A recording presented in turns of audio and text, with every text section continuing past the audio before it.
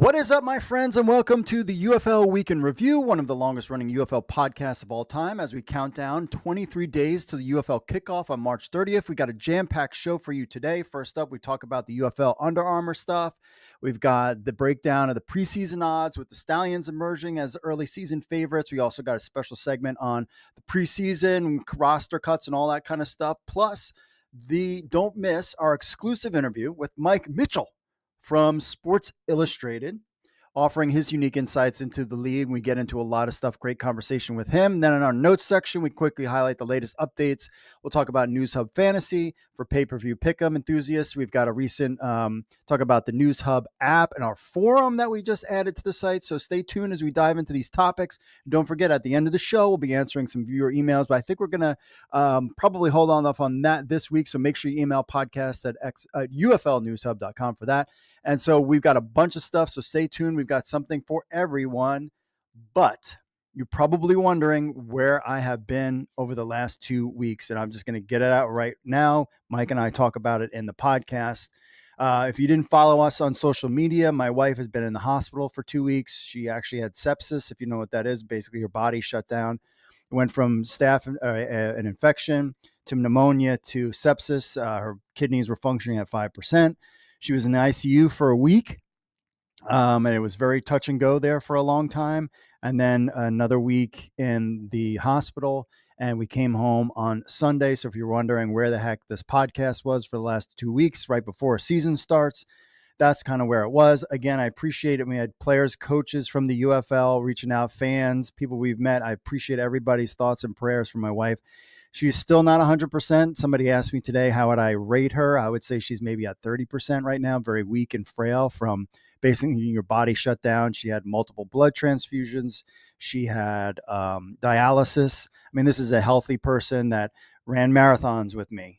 And, we go on walks all the time. We eat very healthy. And this was just something that got her. And we're still dealing with it. Got doctor's visits. When I interviewed Mike and we talked, I had to, cut that shorter because we were out to go to doctor's appointments. So it's been a rough couple of weeks for me, but I'm glad to be back here talking about the UFL. I really appreciate the UFL community and the fans out there. It's been a rough week, and it's still rough, but there is a good distraction, which is something that Mike and I talk about in the interview. Dealing with family stuff. He's dealt with family stuff too for a long time with health issues. So being able to talk about the United Football League and what's coming is something that gives us all great joy. So again, I thank you once again. I'm a Christian guy. I'm a churchy guy. I think prayers absolutely made a difference and saved my wife's life. And I will definitely beat that drum no matter what, because it was very sketchy there for a while. And we really kind of dig deep and said some real prayers, and she's here with us now. She's not 100%, but I mean, even the doctors have seen her recently and said, wow, like you look, compared to what you looked like 2 weeks ago, which was almost not here. She looks great. So again, I appreciate the prayers and thoughts and prayers on social media and everybody out there. Our goal is that she will be at the first DC Defenders game. I don't know what kind of shape is in. She'll be in at the first home game, but that is our goal. To get her there to that first game. So we will see, but she's strong and resilient. Again, I thank you for your prayers and your continued prayers on this subject. So without further ado, folks, so it's been 2 weeks and I missed you guys. So let's do it. Let's get into the UFL, the week that was the UFL. USFL is in business. The XFL is underway. There's no doubt spring just got stronger.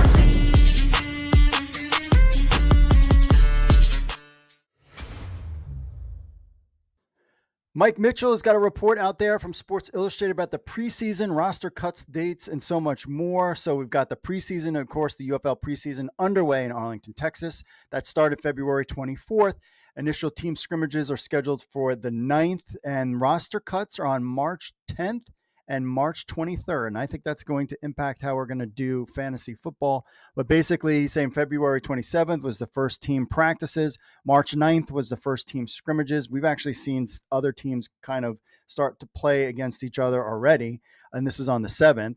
March 10th will be the first roster cuts. They'll go from 75 to 58. I think that probably a couple days after that, we would probably open it up for fantasy drafts. That's a lot of players to cut. To get from 58 to 50 is, a little bit, but we definitely can't really do any drafts until after that March timeframe. Got to upload the roster and all that other stuff. So I'm thinking maybe March 15th might be the kind of time frame where we would kind of kick off those fantasy football drafts. And of course, the season starts on March 30th. So there you have it. Of course, if the season starts, you got the Stallions at the Renegades.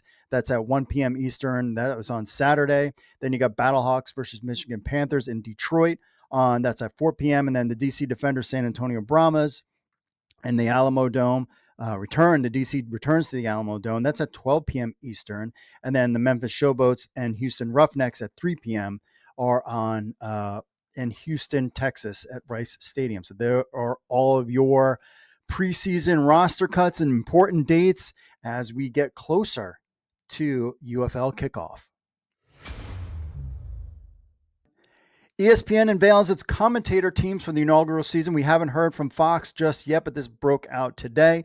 So, of course, we know 21 games across ABC, ESPN, ESPN2. They'll be on ESPN Deportes, as well as streaming on ESPN Plus. We figured that was going to happen, but that's what it is. They're introducing 5 teams of commentators for the 2024 season. We've got a full breakdown and analysis of it. Of course, Amanda Gifford, ESPN's vice president of production, talk about how great it is, innovative coverage, blah, blah, blah. We all know that. So who are the people? So we got Mike Monaco and Drew Carter will be team 1 with analysis from some Ako. He was part of the XFL stuff last year. Stormy Bonatani, she was also part of it, and Cole Kubrick will also be part of that. So that's a team, veteran guys and gals from last season, but Mike Monaco and Drew Carter are on there. Team 2, Lowell Galindo. He's with ESPN since 2007. Tom Lungenbill, who we had on this program. Of course, he's got real XFL experience as a quarterback in the original XFL. We had him on the program, so I'll be on there as well. And then their team will be Kayla Burton and Harry Douglas. We've seen Harry Douglas many a times on the sideline at DC Defenders games when we were at games, always commenting on his cool sneakers and always a well-dressed guy is Harry Douglas, and we like him a lot. So he will be on there. He's great with the fans as well. So he'll be on field expert analysis. He did it last year. And then Roy Philpott and Jorge Sedano they'll be joining ESPN in the same year as Philpott. They were in there since 2013. They'll be part of the UFL broadcast team with Kurt Morrison, Ian Fitzsimmons, who we've had him. He's been around before. And then Eric McLean will also be on there. He joined the ACC network in 2019. So some familiar names, some new ones, but basically kind of the same people in the XFL. And of course, ESPN Deportes will have Christina Alexander and Alex Pajara and Richard Mendez and Natalia Astrain giving the commentary there on ESPN. So we've got ESPN's list of commentators. We got the pictures here for you. And then we'll get probably Fox in the next 24 hours as well. All right, there's going to be gambling, and you can actually start to gamble now a little bit for the UFL. The 2024 preseason odds are out, and the Stallions are the early season favorites. I don't see why not. But here are the betting odds right now. The Birmingham Stallions, then followed by the St. Louis Battlehawks and DC Defenders. Arlington Renegades are 4th. Houston Roughnecks are then followed by the Memphis Showboats, Michigan Panthers, and San Antonio Brahmas. So I'm with the Stallions. I'm with the Battlehawks, DC Defenders. I'm all about that. Renegades, I'm not so sure about. And Roughnecks, I would really kind of put them lower on the list. Michigan Panthers, San Antonio Brahmas at the bottom with Wade Phillips and AJ Smith at the helm. I would say that I would have them up a little bit more. So basically for like a $5 bet, at least I picked the Battlehawks and DC Defenders. Could call as the law. I picked or did I pick Birmingham? I definitely picked DC Defenders, and it was like a $5 bet was like a $24 win. I think I picked the Battlehawks also. And then maybe I went with the Stallions. I forget. I picked 2 teams. So again, a $5 bet wins you 20. If you're super rich and you want to do a $500 bet, I mean, that's on you. But those are kind of the early season odds. We'll see how things are going. Of course, fully expect DraftKings. I mean, they had the USFL, they had the XFL. We'll be able to do DraftKings, and we'll have all that analysis during the season to help you with your picks. We'll definitely be doing that during the season. But Birmingham Stallions are favored. What do you think? Leave a comment. What do you think of these betting odds? I would kind of flip things around. I think I would definitely have the Houston Roughnecks lower. I'd probably have the Brahmas up higher, and I would have the Memphis Showboats up higher, and the Renegades probably in the middle. I mean, they are the champion, but also, I mean, they were 4-6 during the season, but they did win it, and that's really all that matters at the end of the game. The UFL and Under Armour boast minority coaching with this partnership. So the UFL, Under Armour, and NCMFC announced an expanded partnership for the 2024 season to support minority football coaches. 8 high school coaches selected for professional development opportunities with the UFL. Coaches will attend UFL training camp in Arlington, Texas, and assist during the season. So we have the program details, the coaches. So we've got one guy from Highland Park High School, another one from, where's Highland Park High School? I don't really remember if it said where exactly. Norcross High School is another guy. This one says Buff. Well, I don't know. Then we have Our Lady of Good Counsel High School, DC Defenders guy, checking that out. But then you've got the list of high school coaches. I think this is just a great thing to have high school coaches and get other people involved. We know that the UFL is kind of very limited budget, is not probably, you know what I mean? We're kind of at like the ground floor here. I'm sure there's a ton of things that they want to do, but there's very little, that they're just trying to get through this season and potentially the next season. So keep your eye on that. But that's kind of, it's a good thing that you're doing this. I think it's a great opportunity. I'm sure we'll get more kind of announcements, but really, I mean, it's those first couple of weeks of the season is really going to dictate whether we get a season 2 or beyond. But we'll see more of these partnerships as the season goes on. In football, every play counts towards the win, just like every click counts towards growing your business. At CM3 Solutions, we're the game changers you need. With our cutting-edge SEO strategies, we'll put your business in the top league, ensuring you're seen by the fans that matter most, your customers. And when it comes to web design, we craft winning plays with stunning websites that not only look great but perform. From the first click, your audience is engaged with user-friendly designs that score big on customer satisfaction. Need a custom app? We've got the playbook to bring your vision to life, enhancing your digital presence and driving your business forward. So, whether it's SEO, web design, or application development, team up with CM3 Solutions. Let's score those business goals together. CM3 Solutions, where your business wins. Visit us today at cm3solutions.com. All right, we are here with Mike Mitchell of Sports Illustrated. I want to point out Sports Illustrated. Mike, welcome back to the program. Congratulations, of course, on you and Anthony moving up to Sports Illustrated. I mean, how's that been treating you?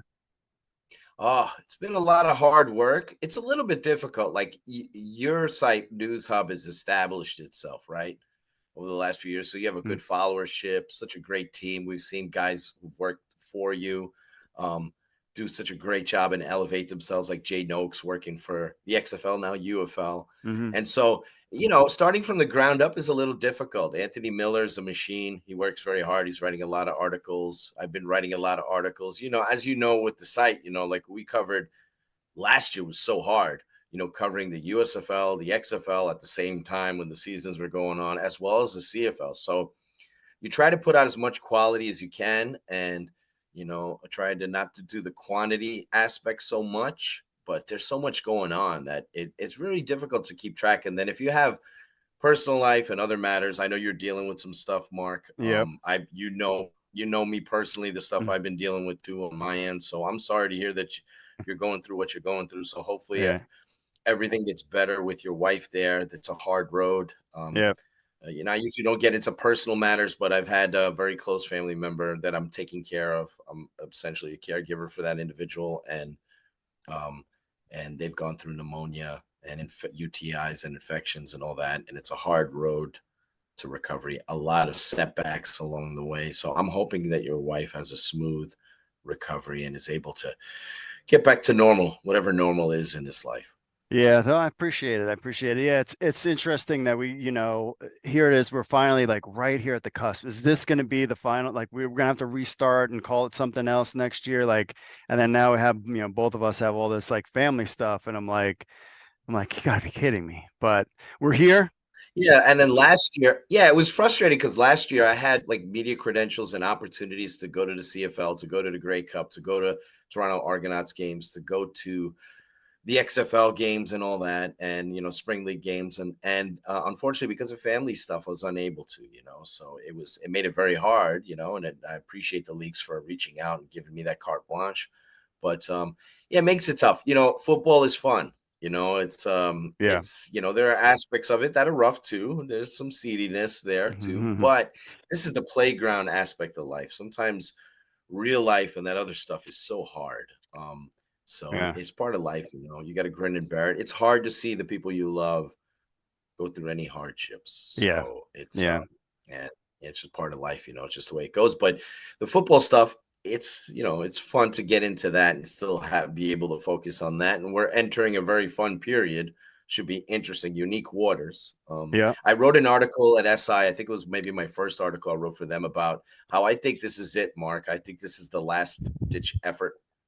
I I think agree. if this doesn't work, sure, there'll be the Major League Footballs of the world that talk about doing it and some that try to do something, but this is your best shot as far as I'm concerned. Outside of the NFL actually starting up their own spring pro football league, which I'm old enough to remember when the NFL actually did that. They had their own pro football league that was during the NFL offseason, started out in the States and in Canada, moved it over to Europe, and for whatever reason it didn't work out. Different time. Maybe the NFL gets back into this space somewhere down the road. Maybe the NFL works with the UFL. Who knows? But if this doesn't work with Fox and ESPN, Disney, ABC, all these people that are involved behind the scenes, the Kevin LaForces, the Jerry Cardinals, the Eric Shanks, obviously Dwayne Johnson, Danny Garcia, everybody else that's involved. If this doesn't work out, I don't think it's going to work for anyone else. I agree. You still get skepticism. I think what they did was they bought themselves a little more time, and they're hoping I think we're probably going to get 2 seasons of this. And then if they don't get to where they want to get to, which I know the end game goal with the Fox side has always been to get team owners involved.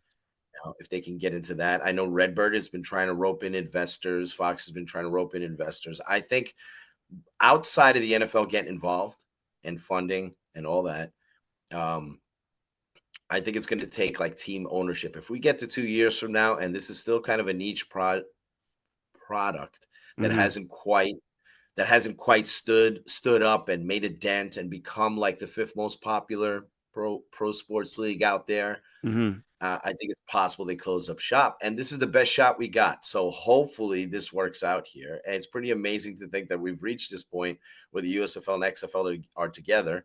And I love that aspect of it. I like the rivalry. I like the fact that they kept those 2 brand names alive, at least with the conferences. There's going to be plenty of trash talking and comparisons during the year. I think that's cool. It's less than ideal in terms of I wish there was more teams, right? There's a lot of people lost jobs and are no longer part of the league, but you got to take what you can get, and hopefully what they present is a top notch, because I think the quality on the field is going to be very good. Just a question of how the league presents it and whether or not they can attract the mainstream audience to watch it. Yeah. I mean, I would say that going into this season, would you say that there is less juice than there was? I mean, in 2020, it was like people couldn't wait for it, like raring to go. The XFL, they were excited and there was but now I'm not really feeling. I think because we've been nor here. am I. Unless you're in this, if you're in this bubble, you're excited about it. I can't wait till the games, but I feel you, Mark, on that. I didn't feel the hype and the energy towards the XFL last season that obviously 2020 had. Different animal altogether. I know I'm talking about animal when that's fitting. Maybe when you bring up Vince McMahon, I know, but his promotional ability was definitely on display with the XFL. They took 2 years to promote that, set up a rampway, and I think they did. He hired the right people, and I think they did the right thing, like in terms of who he hired and the marketing, the community connections that they made, and everything they did with that league. They created a buzz and a fun hype for the league. Mm. And we're not quite feeling it. Now, maybe as we get closer, they'll do a little more with that. I do know, I reported this at Sports Illustrated, and we're seeing glimpses of it now. But it's also like today, for example, we're starting to see uniforms. UFL teams are having media day, and I mean, it's less than ideal to do it that way rather than present the uniforms to your fan base, get a little hype for it, do a nice press release, and then do the media day with all the players. And then unfortunately, there's some hiccups along the way with like players wearing the wrong numbers being given to players. I mean, these media day photo shoots are something that you see throughout the season. So you're going to see Scooby Wright on Fox posing while he's got the wrong number on. That kind of thing. So that's less than ideal to roll it out that way. There's also an announcement coming. Both I've gotten sources inside ABC and Fox who both told me that they're going to announce their broadcast teams for this coming season. There'll be some of the familiar faces that we love and respect, like the Tom Lugan Bills and those guys. But there's going to be some new people who are part of this, some fresh faces. I wrote an article recently at SI where I talked about how 4 years ago, Greg Olson was on the fence about retiring, and he worked XFL games with Kevin Burkhardt. He wasn't even sure if he was going to come back to play in the 2020 NFL season. He was so great, got rave reviews doing the XFL games with Kevin Burkhardt, XFL games on Fox, that he ended up not returning to playing football. And now there are many people that consider Olson to be the best game analyst out there. And him and Burkhardt are a tremendous team. So we could see, you had 4 years ago, Diana Rossini working the sidelines. She's a respected NFL reporter. So we'll see the familiar names. Joel Klatt is tremendous. Kurt Menefee's tremendous. He's been doing this since the NFL Europe days. And Tom Luganbill's tremendous. He has ties to the XFL. Nobody knows more about spring pro football than he does. His dad won the first XFL championship, and Luganbill's covered all these leagues and everything. So he's really good. And then so we'll get some of those guys, Kurt Menefee's, all that. But I'm interested in some of the new up and coming because, we talk about these leagues advancing the careers of players and coaches and personnel people and league employees, but they also advance the careers of the broadcasters. So that's going to be interesting to monitor once they release their broadcast teams. There aren't too many major announcements left for the league. They did their TV schedules. They're doing their uniforms however they do them now. There's some tweaks, I guess, with the USFL stuff. I didn't expect any grand major redesign. But, we're getting closer. So they're going to have to build up momentum. It's a struggle. It's a challenge for these entities to rope in the casual fan. They've got a niche audience already. Can they get people who have ignored the USFL and the XFL the last 2 years to resample it as it's under the new UFL umbrella? Yeah, it's been, start, stop. I mean, there's definitely people that have, kind of fallen on the wayside, and the media game is so much different now than it was in 2020. And speaking of that, you haven't heard any, like they did shows, both leagues did shows, like that's not happening. And I assume there's not going to be a pregame show. I remember they did something on ESPN that was streamed. Have you heard anything about that stuff? I haven't, and I like the United by Football show that the USFL did, and I like the Player 54 stuff that the XFL did last season. It would be nice if they did that, you have all these different mediums with Fox and Disney, that you have all these different avenues where you can do shows that are dedicated to the league. You'll see the usual stuff that they do, but the two networks do not dedicate a lot of their time to these leagues. Every once in a while they'll show highlights or what have you, but it's not treated as if it's one of the major sports leagues. It's kind of like an afterthought. And, oh, by the way, look at this play by Jacor Pearson last night in St. Louis, who, by the way, is hurt. It's not season ending. Still working on information on that. But I'm sure the team will update and everything. But you wish there was a show talking about Jacor Pearson's training camp injury. Yeah. Saying, hey, behind the scenes stuff. Louis, yeah, will St. Louis go there and try to lure another receiver in to join the Hakeem Butlers and the Marcel Aitmans of the world, Darius Shepard, etc. And talk about how this will affect them. Will they hurt them early on? That kind of thing. So, yeah, I haven't heard anything, Mark. Perhaps they will do. I have a feeling they're shooting footage. So just a question of how they decide to utilize it and in what manner. The league is definitely bare bones. I mean, I was going to say it's, bare bones. they're definitely saving money on a lot of different things. A lot of the concepts, they're taking their cost cutting, or I guess financially responsible models, and merge them together. And they're implementing that. So if they see things that are maybe not, if they think things are needless or not, smart from a cost perspective, they may not do it. I contend that you need to do as much as possible to get your league out there, get word out, promote. Yeah.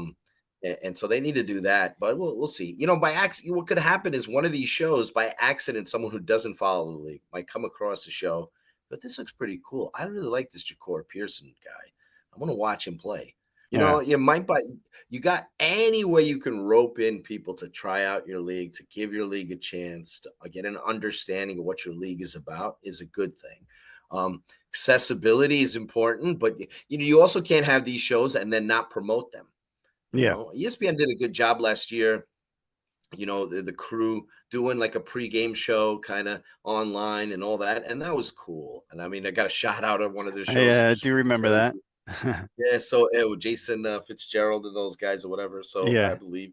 So yeah, seems like years ago now. But it would be nice if the UFL were to do some stuff, and maybe they'll announce something. Maybe they'll surprise us. Yeah. So what one of the questions I have, how involved is Danny Garcia and The Rock on the day-to-day thing? I mean, one thing I noticed right away when the balls came out, there was no like Commissioner Danny Garcia anywhere on the ball. How involved are they behind the scenes? That's a very good question, Mark, and it's something that I haven't really gotten a direct answer on. How much are they financially invested? How much are they spending on the league? You notice their names kind of changed to founder, league founders, right? Yeah. So, and Danny's not been out front. She'll be out front when the season starts. They'll figure out Dwayne Johnson, get him involved, considering how busy he is now with WrestleMania coming up and Cody Rhodes. He's doing great work, by the way. Anybody who's watching figures, he's charismatic as all get out. He's telling crowds to go home and smoke crack. It's vintage rock. So it's really funny. But anyhow, I guess I'm sure he's a very busy man. He's making WWE appearances. He's got a WrestleMania match coming up. So whatever, tag team match or whatever. So I'm sure he'll be front and center when the league kicks off. You want to use that star power to not that it's a cure all and it's going to all of a sudden make people check out the league. It'd be cool if I've seen, obviously, on Fox SmackDown, so I've seen UFL commercials on during SmackDown, which is one of their highest rated shows, 18 to 49. So we'll see Danny, but it isn't the same as last year. Danny hasn't been as front and center as she was, and the same with Dwayne Johnson. He's been busy. He's always busy. But but I don't know right now, Mark, how much are they behind the scenes saying we need to do this, that, and the other? As far as marketing, promotion, rollouts, layouts, presentation. I think that's left to the big boys like Fox and ESPN. And I'm not saying that they're not a factor in all of this, but doesn't seem like they're in, but I don't see them like as being the shot callers. For a better term, to the league, especially on the football side. They're not really. That's not their bag. Left that. Brandon's the president of the league. He's operating the football ops and all that. And then obviously Moose is there's a controversy there too. We'll see what happens there with kickoff and everything else, that choice they made. But anyhow, we'll see if the NFL votes in the XFL kickoff come March 24th. Yeah, I saw that. It's crazy. Like, this is information I wrote about, but just to get into that, I could go all over the place sometimes when I'm talking, but there was some tough moments between the heads of the USFL and the XFL when it came to deciding which rules they were going to have for this league, for the UFL. And there was some contentious talks between both sides on whether or not they should keep the kickoff. And obviously Moose won out in that argument. Yeah. He pushed for the USFL kickoff. And one of the things he cited, which I think is funny, he cited the success of Brandon Aubrey and Cavante Turpin playing with USFL style special teams, ending up becoming all pros in the NFL. And Cavante Turpin, all pro kick returner. Everybody knows about how great Brandon Aubrey was last year for the Cowboys as kicker. Yeah. Here's the thing, though. Here's what makes it funny. Brandon Aubrey and Cavante Turpin are both USFL All-Stars. They're now NFL All-Pros. Their special teams coordinator in Dallas is John Fossil, the person who's pushing for the XFL kickoff in the NFL. And he's proposed it to the NFL. He proposed it at Combine. He's got two others, Chicago Bears special teams coordinator, as well as, I believe, the Saints. I think Darren Rizzi. They proposed it to the NFL. They're going to propose it at the owners' meetings March 24th and 27th. But wouldn't it be crazy? Moose shoots down the XFL kickoff because, as he publicly said, it's not traditional, doesn't look like real football. And all of a sudden, the team that he's a legend with, that he was a legend for in the Dallas Cowboys, their special teams coordinator, is pushing for the XFL kickoff, and he's the one who's helping coach up two guys who are USFL All-Stars into NFL All-Pros. Crazy thing is, Mark, last spring, John Fossil, he practiced the XFL kickoff in practice with the Dallas Cowboys. So Cavante Turpin was returning XFL kickoffs, and Aubrey was kicking them. So he's already practicing with his players. Well, the purposes of that was to record the practices and then to show how it would work as he pitches. And now I know there's going to be some tweaks. It's a version of the XFL kickoff, a little bit different from where they kick it off and how many returners are back there and where the touchback ends up. But that would be crazy. UFL moves forward, no XFL kickoff. And then the NFL, I agree, the same thing. The other thing, too, is with that argument is Cavante Turpin and Brandon Aubrey, if the XFL came first, they would have played in the XFL. You know what I'm saying? Here's a crazy Well, Mark, that's great that you bring that up, especially on the Turpin thing. And yes, Aubrey would have played. Turpin did try out for the XFL. Unfortunately, what happened with him, and he ran very fast 40 time. That's to be expected. But he wasn't allowed into the league because of Vince McMahon's policy. Oh, yeah. At the time, Cavante Turpin had, I want to say, 2 different incidents with domestic violence with his girlfriend. And that's the reason Turpin was kicked out of TCU. He was an NFL talent from day one and would have been drafted, or a highly rated undrafted free agent would have been on an NFL team. But because he had the domestic violence assault cases against him, he was persona non grata. And he did work out for the XFL during their showcases. I mean, they had so many different players. Younghoe Koo, a bunch of guys who worked out for them. Yeah. But and obviously the guys who ended up in the league. But he did work out for the XFL, but his character came up as a red flag, so he was taken off teams' boards and not allowed to play. Oh, interesting. And then he ends up playing European League of Football. He played in the Spring League, and then obviously in the USFL, and the rest is history. Yeah, he was always an NFL talent, and he got his opportunity, and he ran with it. He did such a great job for the Generals. Yeah. So I'm repping for the Guardians here. I saw that. So, I'm repping both for the Fallen. Yeah, so I thought I'd rep for the Fallen, but maybe one day there'll be a New York team. The league doesn't feel right without one. Like, just maybe because New York are born and raised. But anyway, so that just makes it funny. Like, so Turpin could have been. He's already practicing XFL kickoffs and Cowboys practice. And he would have killed it if he was in the XFL doing the returns. Yeah. I mean, there's no doubt about it. He's killing it in the NFL. He's killing it in the USFL. So we'll see how that all goes. Even the CFL is looking at the XFL kickoff. I've seen that too. Yeah. And then, so that would be wild if my general sense that I get is I think that they're going to just miss the cut and not implement the XFL kickoff into the NFL. I know they're going to call it something else. They're saying it's a version of the XFL kickoff. It's that kind of thing. It's reimagined or whatever, which was a tag thing they used for XFL in 2020. But I think the NFL, it's so radical and different from the traditional. They're gonna do something to that kickoff. It's just a question of when. You're never gonna see the NFL kickoff as it is. They're not gonna keep it as is because of injuries and lack of returns. All that. So they're definitely going to make a change. It's just a question of whether they use this or a tweak version of this or something else comes along. So I think it's possible that we see the XFL, this version of the XFL kickoff in the NFL next season. And if it's not, perhaps in 2025. But it's coming. I think. I think there's no way around it. Yeah. They're no longer what Fossil said in he watched Super Bowl. There was 13 kickoffs, 13 touchbacks. So it was like Yeah.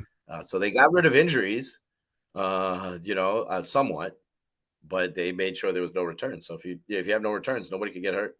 Yeah. So they want the kickoff in the game. So I just think that's a fascinating element to this. Yeah. They're gonna be mainstream fans who check out the UFL's first week and go, "Hey, where's that kickoff everybody's talking about?" That the Yeah. UFL's gonna have, because the vote is coming. I think the owners' meetings are the 24th to 27th. Obviously, UFL season kicks off on the 30th. So we're gonna find out whether that kickoff got approved before the UFL season kicks off on Fox. That's gonna be interesting. So let's get into the UFL season now. So what do you think fans will expect from this UFL season in 2024? I mean, we've already talked about the play will be good. You're talking the best players emerged from 16 teams to 8. I mean, what other kind of things? I mean, just kind of what we've been, if you followed the XFL and the USFL, that kind of play, basically. I think the major storyline, I think continuity is important because you got teams like the Defenders bringing back Barlow and obviously Jordan Teamo at the helm. That stuff helps. They have some huge holes to fill with no Chris Blair and Lucky Jackson are in the NFL. But I think continuity is important. It's hard. I know there are some people on the XFL side that maybe look at the USFL side and say, well, that league wasn't as good as us. But it's hard not to respect what the Birmingham Stallions have done. Zach Potter, I did a 4-part series at SI about the team and breaking down every aspect of it. And Zach Potter's done a tremendous job. He's only 23 years old. They won 2 championships in a row. Skip Holtz has done a great job. John Chavis at defense, they're very aggressive. They've done a really good job. They've supplied the most NFL opportunities to players, so they're good at scouting. Team players want to play for them now. If they're considering the spring leagues, they look at the Stallions' success, Brandon Aubrey's and everybody else, and they go, let me try that team. So you got Matt Corral, who signed on with the Stallions. I think Birmingham, to me, is the favorite. The odds makers have them that way, DraftKings. It's totally understandable. Whether or not they can win a 3rd straight championship in a row remains to be seen. St. Louis, DC, you expect those, 2 teams to be really good. They were really good last year. DC was 9-1. St. Louis was 7-3. Both have very good rosters, and they got stronger through the dispersal draft. That you had St. Louis adding Peter Tamoa Penn as pass rusher there. They've got Austin Falu. So they've added good players like Jacor Pearson's injury notwithstanding. The Battlehawks got A.G. McCarron back, who was so phenomenal last season. Anthony Beck did a great job with that team. So they're going to be good. DC is going to be really good because of the continuity. Then it's a question of these other teams. Like, as I'm going through the list, I think those are the top 3 teams, the Stallions, the Defenders, Battlehawks, however you want to put that, rank it at. And then it's a matter, the Showboats look extremely impressive on paper. They're like a merged New Orleans Breakers Memphis team, and they added Case Cookus. They got Darius Victor. They got a lot of talent, Vontae Diggs. So they took some of the best elements of the Breakers and put them with the Showboats, and they got a little bit of the stars there with Cookus. They did a really good job, especially the early part of the draft. They look really good on paper. They could challenge the Stallions in the USFL conference. But then as I'm saying all this, I'm disrespecting the league champions of the XFL, the Arlington Renegades, Bob Stoops. So, they finished 4-6. Then if you want to, technically they won their last 2 games, so they finished 6-6. And a big reason for that was Luis Perez. They got him back in the fold. Arlington's going to have a chip on their shoulders because everybody's going to doubt them this season. So they're going to be interesting. Like the Houston Roughnecks, that's such a weird, one of the unique aspects of the UFL this year, how it's the Gamblers are now the Roughnecks. So with Gamblers players, Mark Thompson's a heck of a running back. So they could surprise some people. San Antonio, Michigan, they're going to be teams that people are going to overlook. The key is always this quarterback play. They got big changes in San Antonio with A.G. Smith as the offensive coordinator there, Wade Phillips. These teams are all going to be fascinated. Somebody's got to lose these games. So not everybody's going to have a winning record in the playoffs. So I think the top 4 teams in the league are Memphis, St. Louis, DC, and Birmingham. And the Stallions, until proven otherwise, are the favorite to win it all. If they don't, there's going to be a Mm. lot of people rooting against them. So Yeah. on the USFL side and on the XFL side. So, but I think that's the way it shakes out. I think the quality of play is going to be good because of the continuity. Even though they don't have a very long training camp, it's important that you're bringing back a lot of players that have already played in the systems, the offense. So there's a crispness there. There's some key players, though, that some of these teams have lost that it's going to be hard to replace. And you see the defenders are having trouble right now trying to figure out who they're going to keep at wide receiver. Mm. Replacing Lucky Jackson, Chris Blair is not going to be easy for them, but they do have Abram Smith back and Fred Keiss running the offense with Jordan Teamu. So there's a lot of fun football aspects to this league. If you've been following along the last couple of years, both leagues like I have, yeah, it's like an evolution to this point. Yeah. So are there any players that we don't know of that could, maybe that are new to spring football that really, or maybe are on a different team that might surprise some people for their fantasy drafts coming up? Yeah, that's a very good question. I think, well, Wayne Gallman stands out. He has name recognition. It doesn't mean just because you have an NFL background that you're going to automatically make a team and be a star. We just saw that the Defenders released Preston Williams, who everybody assumed was going to be wide receiver one. Mm. But Wayne Gallman in the Battlehawks team, I think is somebody to look. If he gets the rock there and gets a chance to carry it, I think he can be one of the best running backs in the league. Challenge Abram Smith and Mark Thompson with Houston. Kiki Cutie. Mm. It's kind of an interesting name that the Defenders picked up. I don't know. Hopefully, he's picked up the offense. Josh Hammond retired. That's another name the Defenders lost a receiver. They need somebody to throw the ball to. We'll see if he makes it in camp, but he's an interesting guy. I thought whenever he got an opportunity in the NFL, he shined, and he had a lot of injuries. He's smaller, but he's an explosive player in the slot. He had a Puka Nakua-like debut in the NFL. His first ever game in the NFL, played for the Houston Texans. He set the all-time record for most catches and yards by a wide receiver in his first ever game as a rookie. And and then, injuries and everything kind of curtailed his career. And so I think he's somebody that if you're looking fantasy wise, it's hard. You look at the connections, right? So when you see Quentin Dormady and Cody Latimer together on the same team, you got to figure that he's going to, Dormady's going to pepper him with targets. So I would definitely target, especially Latimer. You got to figure It's strange because in that AJ Smith system, they don't tend to utilize tight ends, but Cody Latimer That's is going to true. be used all over the floor. But Latimer is going to be used all over the formation. So I see him as a favored target in fantasy drafts. You have to figure he's going to get 5 to 10 targets each game. He's going to be targeted in the red zone. He'll be moved all over the formation. They got to get him the ball. John Trey Kirkland is somebody, if he's healthy and fully ready to go, there haven't been much talk about him, but he's back with AJ Smith in that offense. He was the most explosive player in the league in the XFL until he got hurt midseason. Yeah.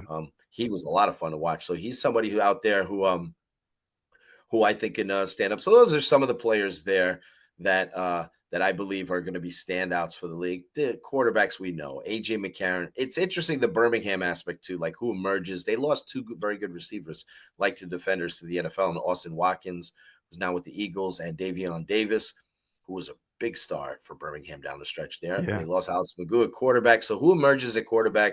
If it's Jamar Smith. And then, they got some interesting receivers there. Deion Kane started to emerge late last year. He's somebody I'd look for in fantasy. Amari Rodgers, who they picked up, a recent third-round pick in the NFL. I think he could be somebody who steps in. Victor Bolden is back. I would say draft Victor Bolden in fantasy. He was the yards leader in 2022 in the USFL, and then he was obviously the championship game MVP. They're going to utilize him all over the place. So I think he's somebody you want to roster and put him in your flex, that kind of thing. So there's a lot of fascinating talent out there that I think could be huge contributors during the UFL season. Yeah. Why did St. Louis, speaking of players, pick up Brandon Silvers? I was surprised that he wouldn't be on a different team, but I was like, oh, I guess AJ McCarron's not coming. And then AJ McCarron signed. So that kind of surprised me a little bit. Yeah, AJ McCarron and Brandon Silvers, and I'm sure Pat Ruffino could speak on this because he has connections to the Battlehawks too. They're very close. They both have Alabama connections. They work out together. Oh. And so I don't want to say AJ got him that job, but Maybe. Pretty much. And I think it's interesting to me, like the Brahma situation at quarterback is interesting to me because I know that the league itself has reached out to Kellen Mond and Trace McSorley, but they turned down the league to come and play. I think it's a mistake on their part, but they're waiting for NFL opportunities. Both those guys ended up throwing at the combine.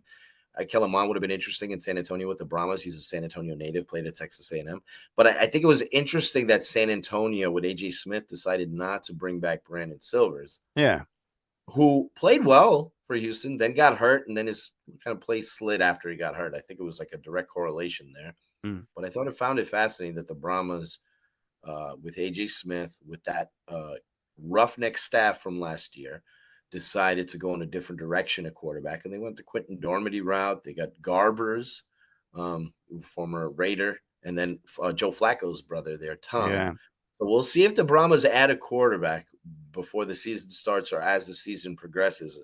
But Silver's not being with AJ in San Antonio is interesting to me. I don't know what to read of that. I haven't gotten any definitive word from the Brahmas side that they don't like Brandon, but sometimes the actions speak louder than words. But I think Silvers is in St. Louis because they're looking for two things. They're looking for a guy who has starting experience in the league to back up AJ. And I think his friendship with AJ McCarron helped him get there. Those two want to be together. Brandon doesn't have a starting job waiting for him with any of the other teams. Yeah. So might as well. If you're gonna be a backup in the league, that's a good spot to be a backup. Gronkowski's offense with your buddy AJ, and they got good weapons in St. Louis. Gotcha. And so and you had mentioned that, you thought 2 years is kind of like the runway for this league, if not to improve. I mean, something that I gathered from just chit-chatting with people was, the emphasis on ticket sales. Ticket sales generate sponsors, and then it looks good on television, but then also create sponsors. It's kind of being that thing. Have you heard like any kind of long-term goals or goals that the league wants to hit this season as far as numbers? Because we know, I mean, that's really the bottom line, is like whatever target they want to hit so that they can go on to a year two. Have you heard any of those kind of things? No, I think their expectations are modest. I think some NFL fans will look at the attendance figures of spring league games and kind of make jokes or ridicule the numbers that you see.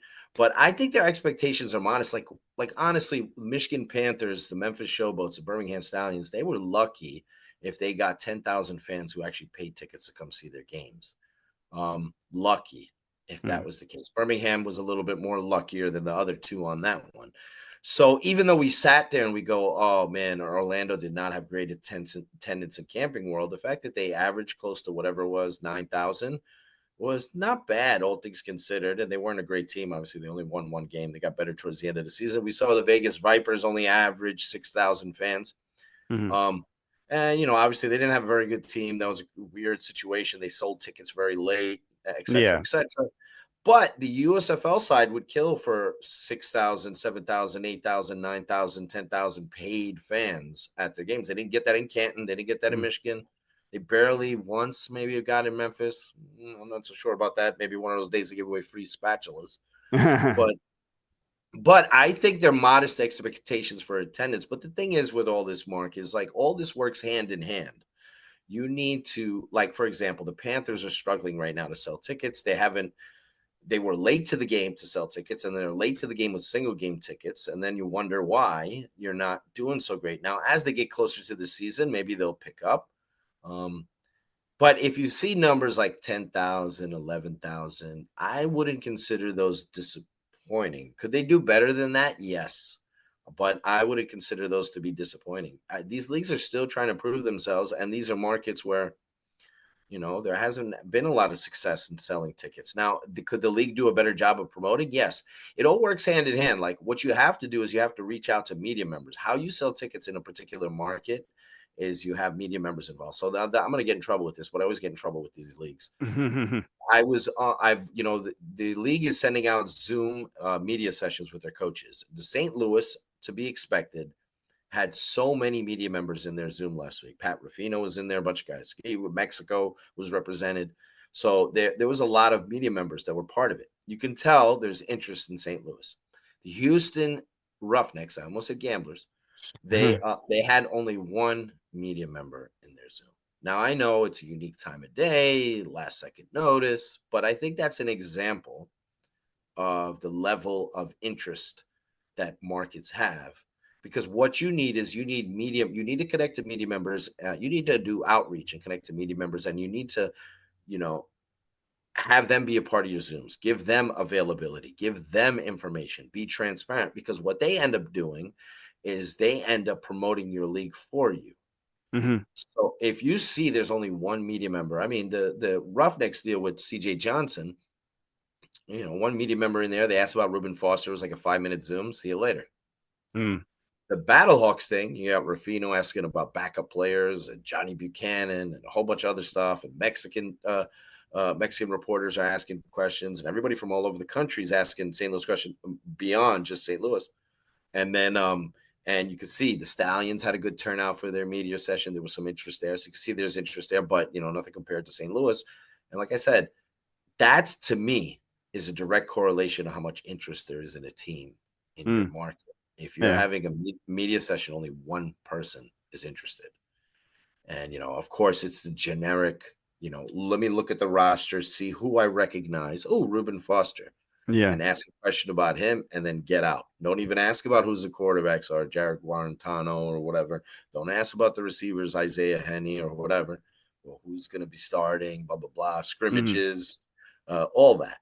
So, you know, just look at the Reuben Foster, ask him about that, and be on your way. So I think that the league can do a better job of connecting with the media members that do cover the league, but also outreach, like reaching out. Stephanie Rudnick did such a tremendous job years ago for the XFL. Her Rolodex, if people even use that anymore, is impressive. How many people she reached out to. You got to like humble yourself a little bit, and you got to do the legwork. You can't be lazy with this. So, yeah, they can. I think they could do better. We know St. Louis is going to do well. We know DC is going to do well. I think they can do better in the other markets. You would hope Arlington would have a nice turnout for their home opener against Birmingham. That game has a lot of juice. We'll see what the weather's like too. True. But you never know. So it could be rain, could be anything.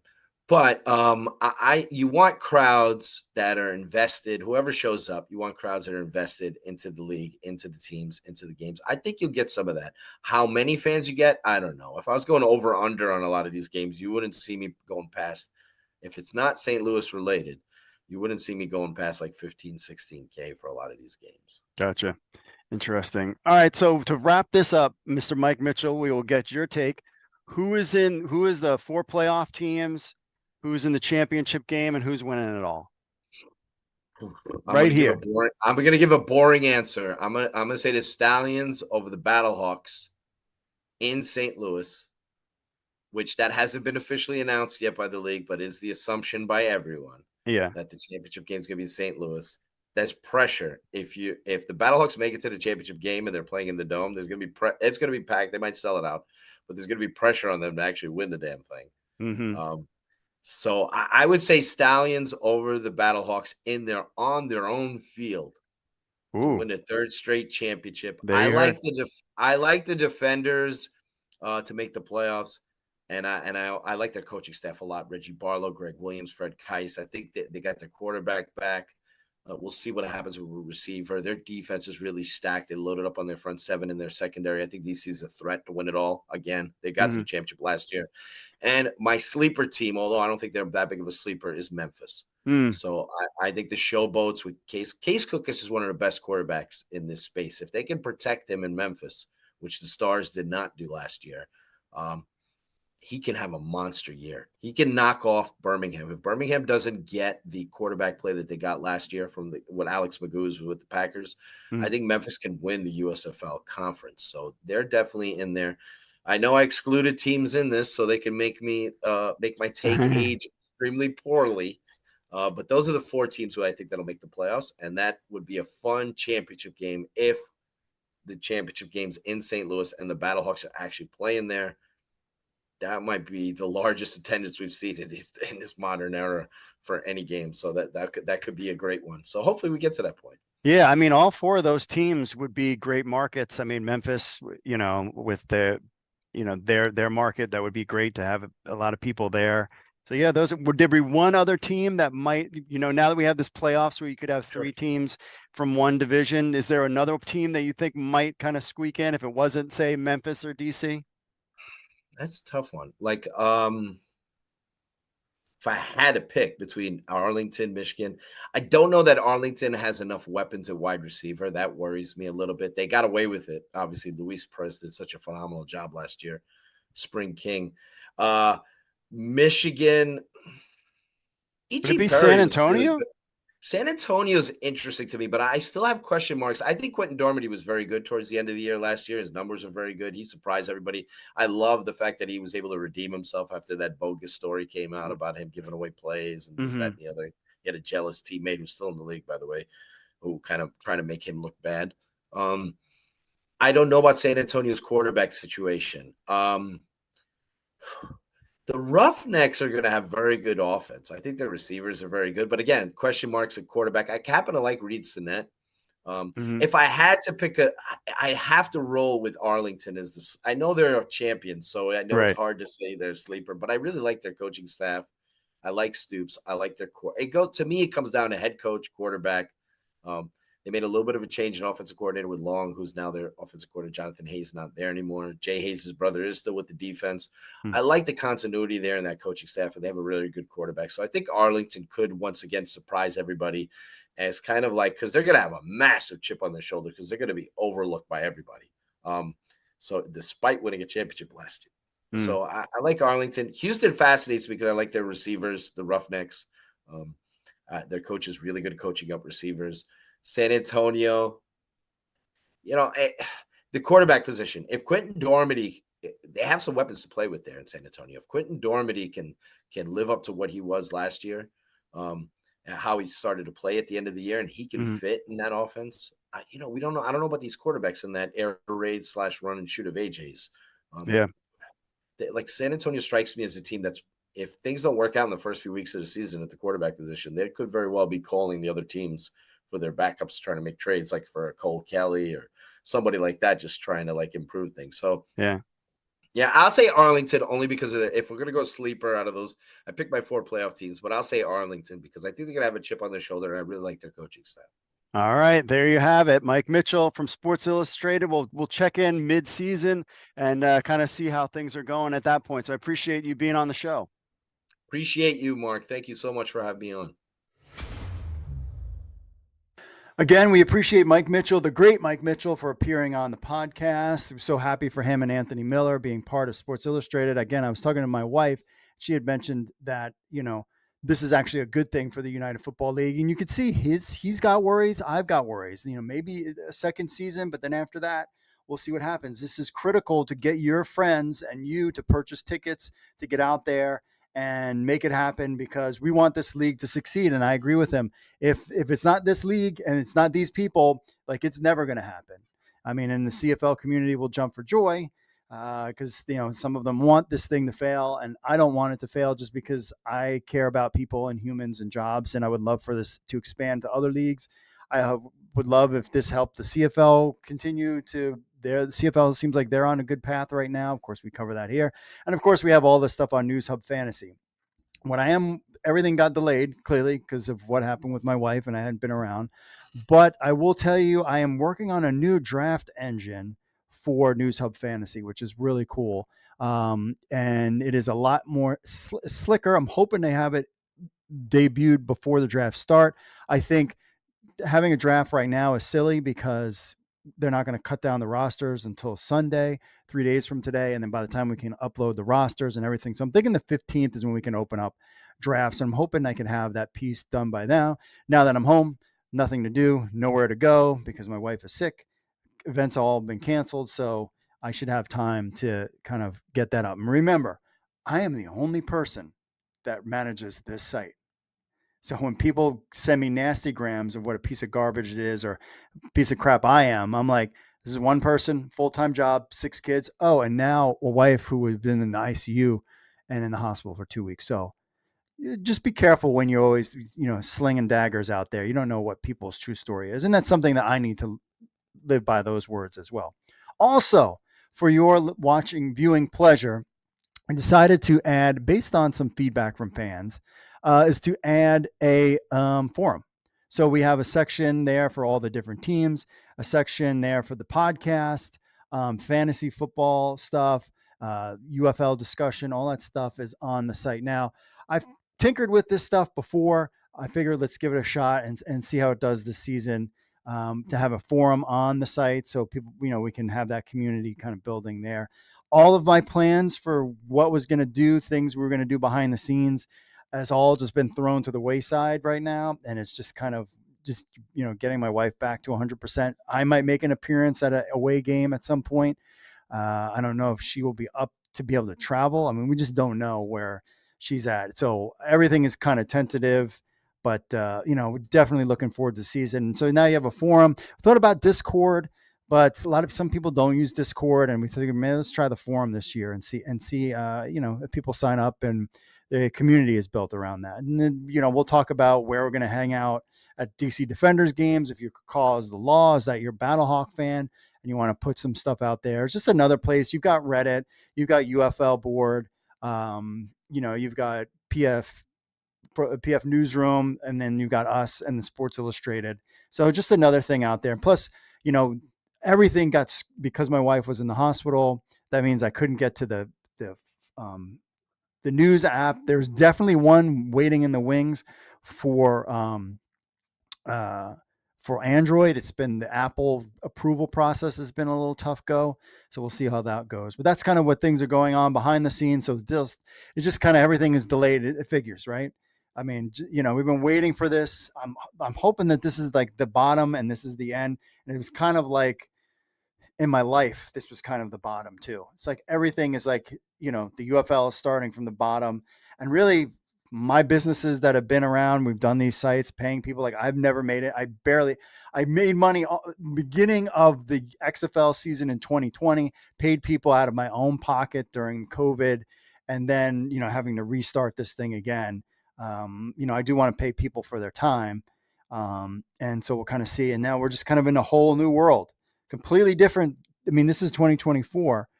Things are completely different now from 2020 to 2024 post COVID. I mean, you're talking, there's AI, there's, the broadcasting things, and like ESPN is partnering with Fox to do sports. And, then there's Netflix is on the horizon doing their thing. And now The Rock is now doing like men's products now, and he's back in WWE. And it's a crazy time, my friends, but it is March.